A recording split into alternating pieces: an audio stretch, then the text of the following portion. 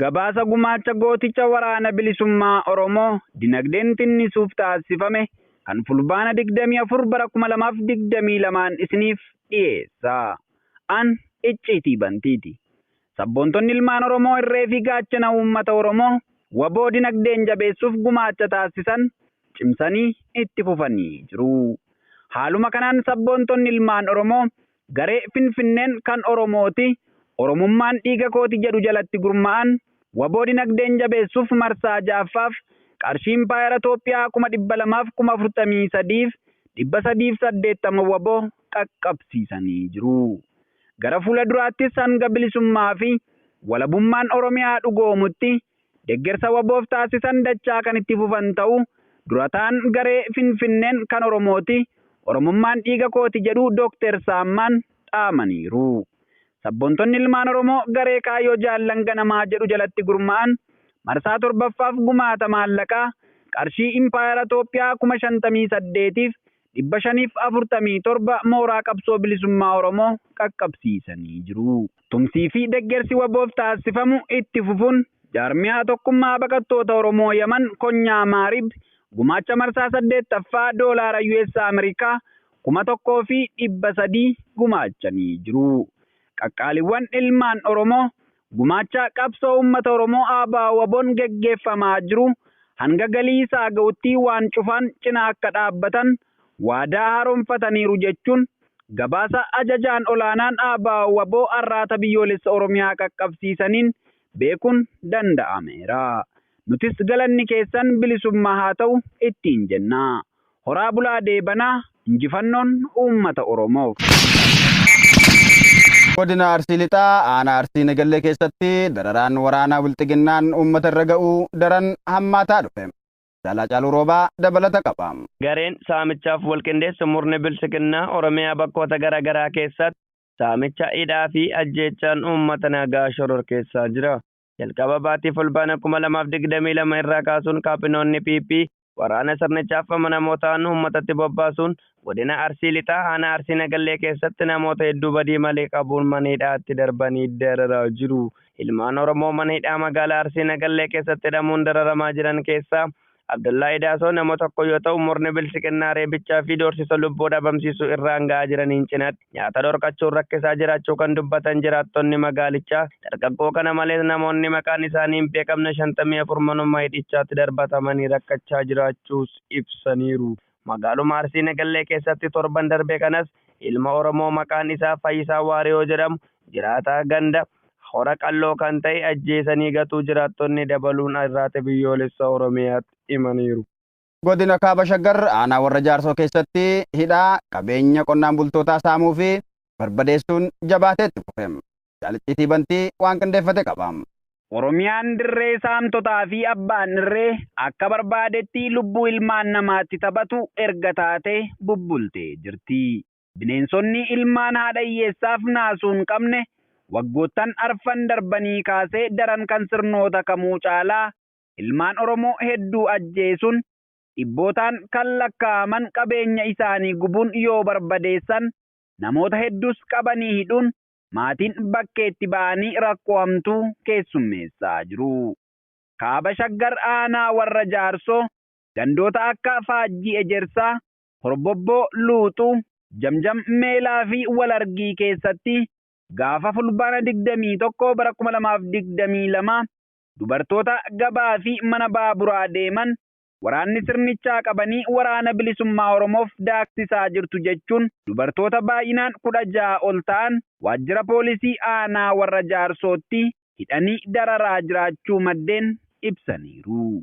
Qabeenya isaanii saamuun alatti dubartoota kanarratti gocha safuu hawaasa Oromoo hin eegne humnaan qabanii gudeeddaa irratti raawwatanis jedhanii. Obbo Taaddasaa Fufaa nama jedhamu ammoo achuma gandalattuu Walargii keessaa nama siyaasa kamirraayyuu bilisa ta'e qabuun sobanii maqaa waraana bilisummaa Oromoo deeggarta jedhu itti maxxansuun kobolaa baqsanii qaama isaa irratti coccobsuun du'aa fi jireenya gidduu jira.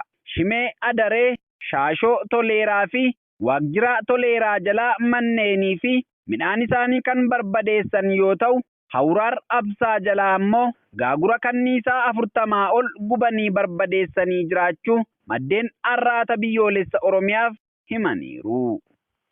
Godina Qellem Wallaggaa onoota hedduu keessatti maqaa deeggarsa raayyaa ittisa Impaayera Itoophiyaa jedhuun saamichi daran hammaate. Bal'ina isaaf Jaaliraan Gameessa. Uummata Oromoo saamanii umurii impaayaratti dheeressuuf tattaaffii kaadiroonni PP taasisan itti fufee jira. Dabballoonni sirna balfama PP godina Qellem Wallaggaa onoota akka Daallee Waabaraa, Gaa'o Qeebbee, Jimmaa Horroo fi onoota kaan keessatti saamicha maallaqaa maqaa deeggarsa raayyaa ittisa Impaayera Itoophiyaa jechuun daran jabeessanii jiru. Murni bilisiqinnaa kun konkolaachistoota konkolaataa fe'umsaa harkaa qarshii 3,000 namoota doqdoqqee nama deddeebisan irraa ammoo qarshii 500 harkaa fudhachuun jireenya itti hadheessaa jiru. Gareen saamicha bare kun mana murtii aadaa ijaarsisna jechuun hojjettoota godinichaa cufa irraa mindaa isaanii baatii tokko akka kutan dirqisiisaa jiraachuu hojjettoonni dubbatu. Harki hanna bare doolutu sossoo akkuma jedhamu murni bilisiqinnaa saamichaa bobba'e maqaa garaa moggaafatee maallaqa damsaa waan jiruuf uummanni Oromoo hundinuu qabeenya isaatiin Impaayera Itoophiyaa akka hin utubne karoora badiisaa kana akka mormaan kan dhaammatan jiraattota godina Qellem Wallaggaati. Waraanni murna bilisiqinnaa godina Arsii Bahaa Ona Zuwaay Dugdaa magaalaa Ogolchaa keessatti dargaggoota 2 qabaniidhaan jaalboora addunyaa dabalata qaba. Murni bilisiqinnaa hidhaa akka tooftaa waraanaatti itti fayyadamuun uummata afaan qabachiisee bulchuuf hojjechaa jiru Oromiyaa godinaalee hedduu keessatti waraana bilisummaa Oromoo waliin hidhata qabdu jechuun namoota nagaa hidhaa jira. Akka kanaanis godina Arsii Bahaa Aanaa Zuwaay Dugdaa magaalaa Ogolchoo keessatti dargaggoota nagaa 2 kanneen siyaasa irraa bilisa ta'an Abdallaa Irreessoo fi Kaalil Badhaasoo jedhaman gaafa fulbaana 21/2022 waajjira poolisii aanichaatti hidhanii dararaa jiru jechuun maddeen arraata biyyoolessa Oromiyaatti himanii jiru. Abdallaa Irreessoo hojjetaa waajjira daandii Aanaa Zuwaay Dugdaa yeroo ta'u, dargaggoon Kaalil Badhaasoo ammoo barsiisaa ispoortii teekwaandooti. Kana malees aanicha keessatti kaabinoonni aanichaa fi waraanni sirnichaa namoota hedduu sababa tokko malee karaa irraa qabuun reebaa fi halkanis mana namootaa irra deemuun saamicha gaggeessaa akka jiran dabaluun ibsanii jiru. Hidhaan Oromiyaa bakkoota maratti itti fufuun godina Lixaa Harargee Ona Doobbaa keessatti haadhaa fi daa'ima walitti hidhan. Jaalladhi Oromoo dabalata qabdi. Murni bilisiqinnaa dararaa ilmaan Oromoo irratti saalaa fi umriin osoo hin qoodin gochaa diinummaa irratti raawwachaa jiru godina Lixa Harargee Ona Doobbaa keessattis dubartii Oromoo tokko daa'ima ishee waliin hidhuun barameera. Torbee lamaan dura Ona Doobbaa Araddaa Misraa Cifraa irraa gara magaalaa Doobbaatti dhimmaaf osoo deemtu dubartii Oromoo aadde Saadiyyaa Addisuu Baqqalaa jedhamtu haadha ilmaan 2 bakka biyyoo Karaabaatti poolisoota Oromiyaan qabamtee daa'ima ishee xiqqoo waliin hidhaa jirti. Aadde Saadiyyaan badii tokko qabaattee osoo hin taane abbaan manaan kee dhalataa Wallaggaati jechuun Oromoo lagaan qoodanii yakkuun ishee fi daa'imni ishee hidhaa hin malleef saaxilamanii akka jiran maddeen arraata biyyoolessa Oromiyaa addeessaniiru. Sabboontonni ilmaan Oromoo irree fi gaachana uummata Oromoo waboo dinagdeen jabeessuuf gumaacha taasisan cimsanii itti fufanii jiru. Haaluma kanaan sabboontonni ilmaan Oromoo garee Finfinneen kan Oromooti Oromummaan dhiiga kooti jedhu jalatti gurmaa'an waboo dinagdeen jabeessuuf marsaa 6ffaaf qarshii Impaayera Itoophiyaa 200,043 380 waboo qaqqabsiisanii jiru. Gara fuula duraattis hanga bilisummaa fi walabummaan Oromiyaa dhugoomutti deeggarsa waboof taasisan dachaa kan itti fufan ta'u durataan garee Finfinneen kan Oromooti Oromummaan dhiiga kooti jedhu Dr. Saammaan dhaamaniiru. Sabboontonni ilmaan Oromoo garee Kaayyoo Jaallan Ganamaa jedhu jalatti gurmaa'an marsaa 7ffaaf gumaata maallaqaa qarshii Impaayera Itoophiyaa 58,547 mooraa qabsoo bilisummaa Oromoo qaqqabsiisanii jiru. Tumsii fi deeggarsi waboof taasifamu itti fufuun jaarmiyaa tokkummaa baqattoota Oromoo Yaman Konyaa Maarib gumaacha marsaa 8ffaa doolaara US Ameerikaa 1,300 gumaachanii jiru.